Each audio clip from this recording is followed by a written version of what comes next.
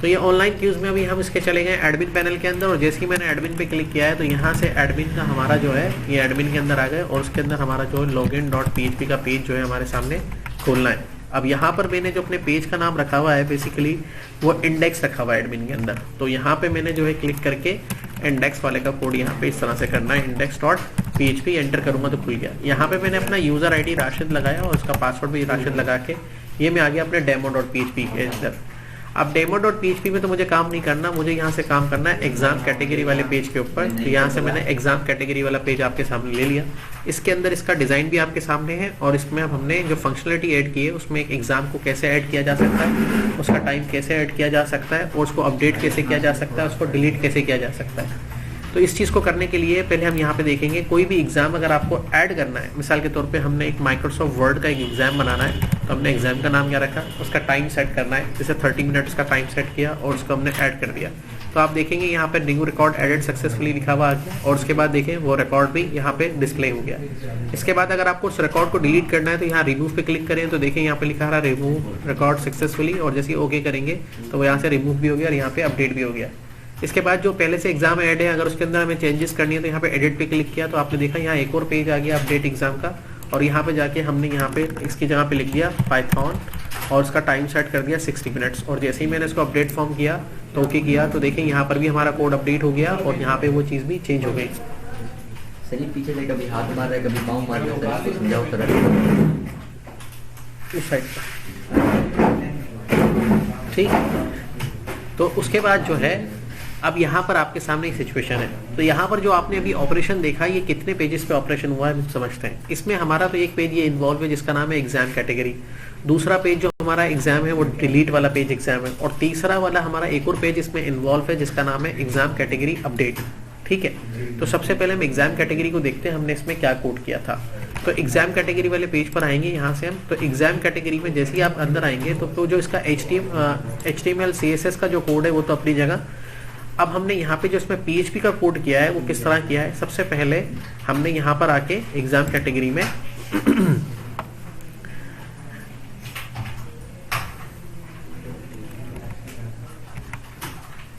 ये exam category update आ गया, ये एग्जाम कैटेगरी वाला पेज आ गया। तो आपने क्या करना है, जो भी इसका पेज था वो हमने कर दिया, और PHP के कोड में आपने आके लिखना है पहले अपना कनेक्शन ऐड कराना है इसके अंदर, जो हमने कनेक्शन की फाइल में हमने कनेक्शन बना के रखा हुआ है, और उसके बाद आपने लिखना है इफ सेट $_ सबमिट। ये सबमिट जो है बेसिकली ये फॉर्म के अंदर हमारा जो बटन है उसका नाम है, ठीक है।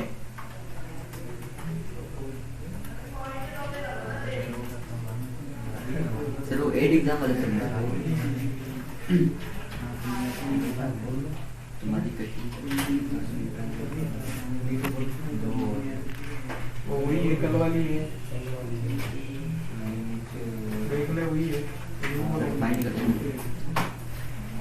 तो ये देखिए यहाँ पर हमने इनपुट टाइप टेक्स्ट लिखा हुआ है और ये हमारा बटन का कोड आ रहा है जिसमें हमने इसका नाम रखा हुआ है BTN सक्सेस, BTN ब्लॉक, और नाम इसका क्या रखा हुआ है सबमिट। तो इसके लिए हमने सबसे पहले PHP पे कोड करना है। तो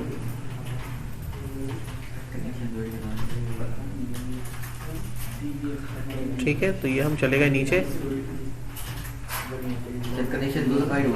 वो बता रहा हूँ किस चीज़ का कनेक्शन है। सबसे पहले आपने इंक्लूड कराना है कनेक्शन को, और उसके बाद कहना है कि अगर बटन पे क्लिक होता है सबमिट वाले पे तो क्या होगा, तो फिर हमारे टेक्स्ट बॉक्स से डेटा पास होगा इस वेरिएबल पे, और दूसरा टेक्स्ट बॉक्स से डेटा पास होगा इस वेरिएबल में। यानी कि पहला टेक्स्ट बॉक्स हमारा ये है और दूसरा टेक्स्ट बॉक्स ये है। जब इसमें डेटा पास हो जाएगा तो हम एक इंसर्ट की क्वेरी चलाएंगे, इंसर्ट इनटू एग्जाम कैटेगरी। ये हमारा डेटाबेस में मौजूद एक टेबल का नाम है, ठीक है, ये वाले का टेबल का नाम है, और इसके अंदर हमारी दो फील्ड्स हैं, एक है एग्जाम कैटेगरी और एक है एग्जाम टाइम इन मिनट्स। तो हमने कहा कि भाई अब ऐसा करो कि इस कैटेगरी के अंदर डेटा डालो, और इसमें जब डेटा डालेंगे हम तो उसको वैल्यूज़ के साथ हमने कहा कि इसके अंदर का जो डेटा है वो यहाँ से मिलेगा, इस वेरिएबल का नाम लिख दिया, और इसके अंदर जो डेटा जाएगा वो यहाँ से आएगा और इस वेरिएबल का नाम लिख दिया। फिर हमने क्या कहा कि इस क्यूरी को चलाया, जैसे ही क्यूरी को चलाया हमने कहा अगर ये क्यूरी सक्सेसफुली चल जाती है, क्यूरी इसके अंदर लिखी हुई है, तो क्या करो, यहाँ पे PHP का कोड खत्म कर दिया और यहाँ पे हमने HTML के अंदर जावास्क्रिप्ट का कोड लिखा है। तो मैंने स्क्रिप्ट का टैग यूज़ किया और यहाँ पे लगाया एक अलर्ट, और अलर्ट में लिखा है न्यू रिकॉर्ड एडिट सक्सेसफुली, जिसको अभी आपने देखा था। उसके बाद मैंने यहाँ पे windows.location.href कर दिया है, जिससे हमने इसको दोबारा से उसी पेज के ऊपर रिडायरेक्ट कर दिया है। इससे ये होगा कि पेज पे क्लिक होगा और पेज दोबारा से ओपन हो जाएगा, और जब वह पेज ओपन हो जाएगा तो आपका रिकॉर्ड अपडेट होके नजर आएगा।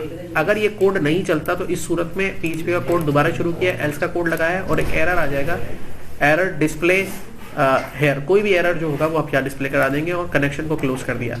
तो ये जो कोड है हमारा काम कर रहा है इसके लिए। ये एग्जाम जो हम ऐड करा रहे हैं, सपोज टू भी हमने यहाँ पे PHP का एक कोर्स का एग्जाम ऐड कराया और ऐड किया, और जैसे ही ऐड किया तो पेज दोबारा से ओके पे गया और रिफ्रेश होके आ गया, तो आपको यहाँ पे वो दिख रहा है।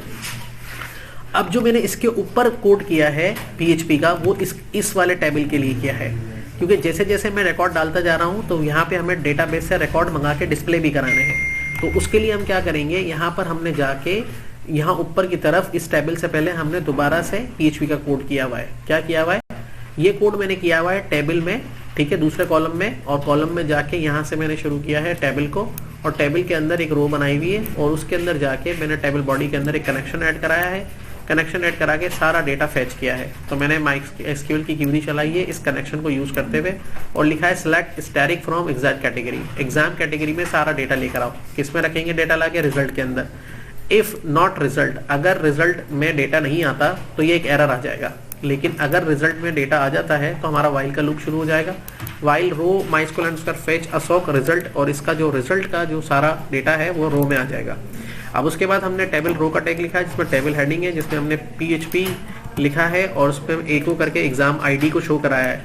लेकिन एग्जाम ID को जो शो कराया है हमने, तो वो एग्जाम ID इधर शो हो रही है सीरियल नंबर वाले बॉक्स में, और जो दूसरा वाला रो है उसके अंदर हमने एग्जाम कैटेगरी को शो कराया, उसका नाम, और तीसरे वाले में एग्जाम का टाइम शो कराया है। तो ये तीनों चीजें हमने यहाँ से इस तरह से शो कराई है। उसके बाद आगे हमने एक लिंक का बटन बनाया है, एडिट का। एडिट का बटन कैसे बनाया है, तो यहाँ पे हमने लिखा एंकर href, और इसको लेकर कहाँ जाएगा, ये एग्जाम अपडेट वाले पेज पे PHP, और यहाँ से हमने एक सुपर ग्लोबल वेरिएबल डिक्लेयर किया ID का, और उसमें हमने PHP का कोड किया है, और यहाँ से हमने उस ID को पास किया है इस ID के ऊपर, यानी कि जब हम क्लिक करेंगे तो उसका ID लेके जाएगा। जैसे 8 है तो ये 8 ही यहाँ से ID लेके जाएगा, कौन से पेज के ऊपर, अपडेट वाले पेज पर, ठीक है। और इसी तरह से डिलीट पेज के लिए हमने डिलीट के एग्जाम के लिए यहाँ पे एक ID बनाया है, और उसको ही सेम कोड ऊपर वाला नीचे रखा है, बस इसके अंदर यहाँ पे हमने लिंक जो रखा है वो delete.exam वाले पेज पर रखा है, और बाकी सेम वही ID लेके जाएगा डिलीट एग्जाम वाले पेज पे। तो जैसे ही हम डिलीट के बटन पे क्लिक करेंगे, यानी कि मैंने इसका नाम रिमूव रखा है, यहाँ आगे जाके देखेंगे बटन की क्लास यूज करके, ये देखें नीचे नाम मैंने इसका रिमूव रखा है, तो मैं ये एक ID लेके जाएगा, 11 नंबर ID है इसका, ये कहाँ लेके जाएगा, कौन से पेज पे ले जाएगा, डिलीट एग्जाम पर। तो जैसे ये डिलीट एग्जाम पे जाएगा तो वहां पे हमने कोड कर रखा है, पहले कनेक्शन को इंक्लूड कराया, और हमने कहा कि अगर वहां से ID आता है, ये एक सुपर ग्लोबल वेरिएबल है जो गेट के साथ मैंने यहाँ से लिया है, सुपर ग्लोबल वेरिएबल है जो मैंने कहाँ से लिया है, जो आएगा मेरा एग्जाम कैटेगरी वाले पेज से, और ये देखिए यहाँ से वो वेरिएबल आएगा ID के नाम का।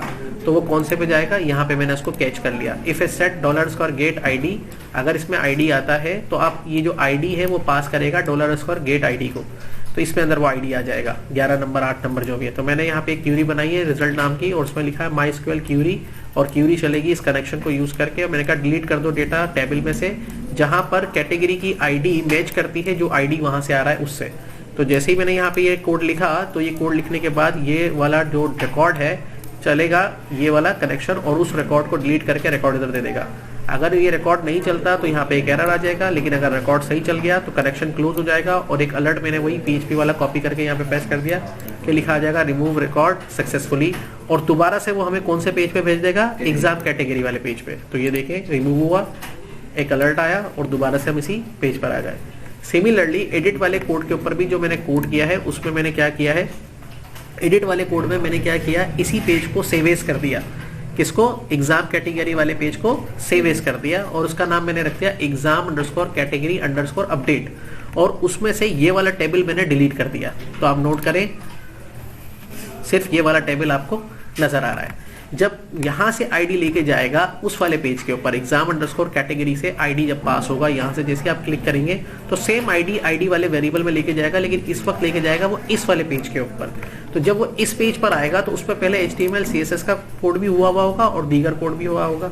तो यहाँ पे जैसे आएगा तो यहाँ पर आप देखेंगे कि ये जो टेबल वगैरह बने हुए होंगे, उसके बाद आके यहाँ PHP का कोड शुरू करेंगे, और हमने यहाँ पे लिखा कनेक्शन को यूज करें। अगर जो वहां से ID आ रहा है तो पहले तो हम वहाँ से आईडी के जरिए डेटा टेक्स्ट बॉक्सेस में फिल कराएंगे। तो हमने कहा if is set $get ID, अगर उसमें डेटा आ रहा है तो इस गेट आईडी को पास करते हैं इस गेट आईडी के अंदर, और एक क्यूरी चला के हमने कहा सारा डेटा ले आओ कहाँ से, एग्जाम कैटेगरी से, जहाँ पे आईडी मैच करता है गेट आईडी से। तो किसी भी एक रिकॉर्ड का डेटा आ जाएगा और वो रिजल्ट में चला जाएगा, और वो डेटा उसी आईडी का होगा जो एडिट पे क्लिक करके वहां से आ रहा था। तो हमने कहा अगर क्यूरी नहीं चलती है तो एरर आ जाए, लेकिन अगर क्यूरी चलेगी तो व्हाइल का लूप चला के फिर हम उसी फॉर्म के अंदर फील्ड्स को ऐड करवाएंगे। कैसे? वही बना बनाया फॉर्म होगा, वही सारी चीजें होंगी, आप सिर्फ उसके अंदर उनके इनपुट टाइप के अंदर यहाँ पे वैल्यू का एट्रीब्यूट ऐड करेंगे, और वो जो PHP का कोड है कि आईडी कहाँ दिखाना है, और दूसरे वाले टेक्स्ट बॉक्स पे उसका जो एग्जाम कैटेगरी कहाँ दिखाना है, और तीसरे वाले टेक्स्ट बॉक्स पे उसका एग्जाम टाइम इन मिनट कहाँ दिखाना है, ये उसके अंदर फिलअप करा लेंगे। फिलअप कराने के बाद इस फॉर्म के बाद यहाँ पे अपना PHP का कोड बंद कर देंगे, तो ये डेटा फिल कर देगा। मतलब जैसे कि अगर आप यहाँ से बैक करते हैं और इस पे क्लिक करते हैं तो इसका डेटा फिल हो जाएगा, फिर यहाँ से बैक करते हैं और इस पे क्लिक करते हैं तो इसका डेटा इन टेक्स्ट बॉक्सेस पे फिल हो जाएगा। अब फिल होने के बाद आप अपडेट वाले बटन का अलग कोड करेंगे। इसके लिए आपने क्या किया, इसके अंदर नीचे जो आपने फॉर्म के अंदर बटन बना रखा है उसका नाम आपने चेंज करके सबमिट से कर दिया क्या, अपडेट, और ये फिल कराने के बाद आपने नीचे आके PHP का कोड किया है। सेम कोड इंसर्ट वाला होगा, सिर्फ उसके अंदर क्यूरी अपडेट की चलेगी। आपने क्या कहा, इफ इज सेट अपडेट, अगर अपडेट के बटन पे क्लिक होता है तो टेक्स्ट बॉक्स जिसका नाम ये है उससे डेटा इस वेरिएबल में ले लो, जिस टेक्स्ट बॉक्स का नाम ये है उसका डेटा इस वेरिएबल में ले लो, जिस टेक्स्ट बॉक्स का नाम ये है उसका डेटा इसमें ले लो। अब आपके पास नया डेटा आ गया, यानी कि यूजर यहाँ पे आएगा और डेटा को चेंज करेगा। सपोज टू बी यूजर ने डेटा को चेंज किया, जो पुराना वाला डेटा था वो खत्म हो गया और नया वाला डेटा आ गया। अब जैसे ही अपडेट के बटन पे क्लिक होगा तो नया वाला डेटा इन वेरिएबल में आ गया, तो हम यहाँ पे जाके एक नई क्यूरी बनाएंगे और वो अपडेट की क्यूरी चलाएंगे MySQL के अंदर।